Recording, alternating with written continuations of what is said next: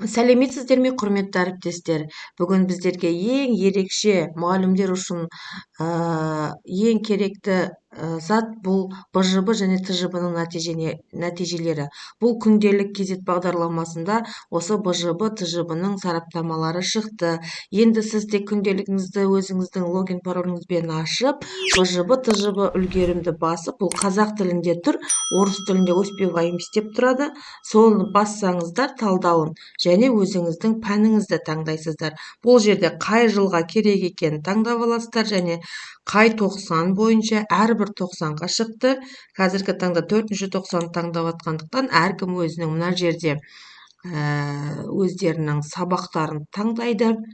Мысалы, мен информатика сабағынан беремін және өздеріңіздің сабақ беретін мына жерде класстарыңыз болады. Осы класстарыңызды тауып аласыздар. Мен мысалы сіздерге 11-ны көрсетейін. Және мына жерде есепті құрастыру деп тұрады. Осыны басасыздар. Міне сіздердің БЖБ, ТЖБ бойынша сараптамаларыңыз осылай дайын шыға қалады. Ал қалған қорытындыны өздеріңіз қолдарыңызбен жазып, ары қарай жалғастырасыздар. Қателеріңізге жараса комментарий жазып, лайк басып, менің каналыма тіркеліп кетіңіздер. Келесі сабағында көріскенше сау саламат болыңыздар.